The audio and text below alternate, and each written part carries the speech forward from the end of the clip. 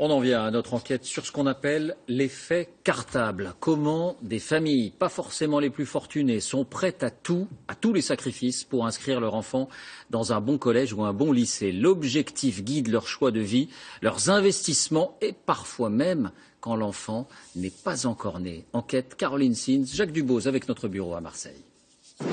Acheter près des meilleures écoles coûte cher partout en France. Impossible d'être propriétaire sans payer 30% de plus qu'ailleurs dans un même quartier. Nous sommes allés le vérifier à Marseille et à Paris. Dans la capitale, le quartier latin est surnommé le Triangle d'Or. 100% de réussite au bac dans ces lycées prestigieux qui attirent les convoitises. Prix moyen du mètre carré, 11 403 €. Y posséder une adresse, c'est l'assurance d'entrée dans les meilleures écoles. Fausse domiciliation, hébergement chez des amis, certains parents sont prêts à tout. Il y a des personnes qui achètent des petites chambres, ça va même jusqu'à acheter des caves d'immeubles pour avoir des adresses. Oui. Cet agent immobilier nous emmène à quelques pas du lycée Henri IV, dans une petite rue où elle vient de vendre un appartement. Un vieil immeuble, pas d'ascenseur, des escaliers étroits. Au 3e étage, un studio de 29 mètres carrés. Voilà, donc là nous sommes dans la pièce principale qui donne donc sur cour, très au calme. Nous avons un studio biscornu, vieillot, pas vraiment du luxe. Et pourtant. Dès que nous avons mis les annonces sur les sites professionnels, on a immédiatement un appel et tout de suite des visites. Et les premières personnes qui ont appelé ont visité et ont acheté au prix.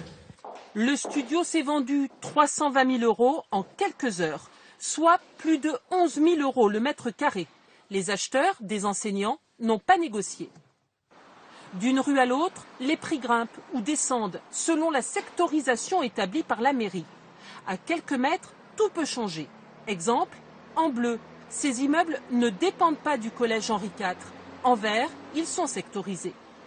Nous avons vendu 2 appartements, donc cet immeuble qui est sectorisé Henri IV, qui se sont vendus à 12 000 € du mètre carré, et quelques immeubles juste à côté ou même en face, donc sur des rues qui sont non sectorisées, ces biens se seraient vendus 5 à 10% en dessous du prix. Dans les vitrines des agences immobilières, la sectorisation est écrite en gros et en gras. Une précision qui fait toute la différence. Vous dépendez pour la petite classe Longchamp, ouais. Et ensuite en lycée public, Ouais. c'est Janson de Sailly. D'accord. Certains parents s'inquiètent très tôt.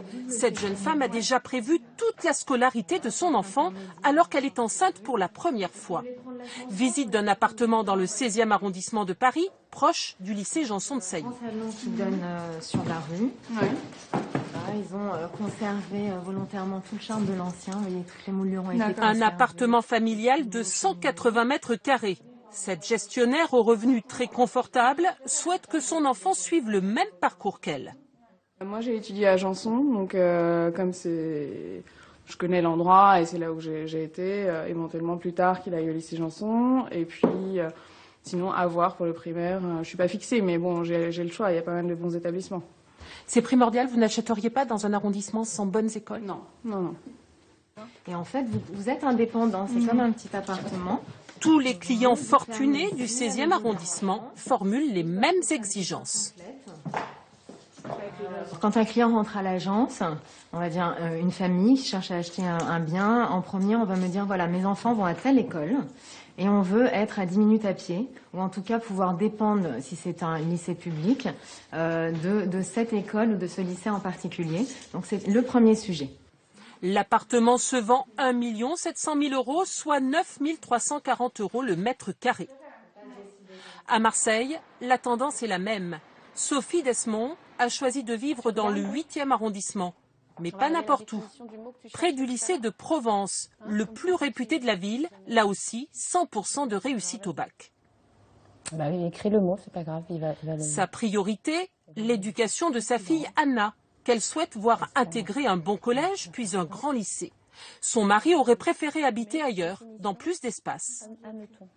Ça, effectivement, c'est l'objet de discussion avec mon mari qui, lui, aurait plus facilement habité plus grand, voire même une maison, puisqu'on était auparavant en maison, en région parisienne. Donc, qu'est-ce que c'était le débat alors?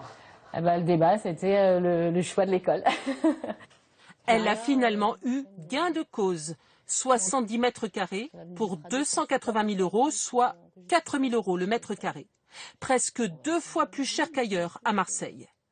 Que ce soit en région ou à Paris, habiter près des meilleurs lycées a un prix, parfois très élevé, un avantage que seuls les plus aisés peuvent s'offrir.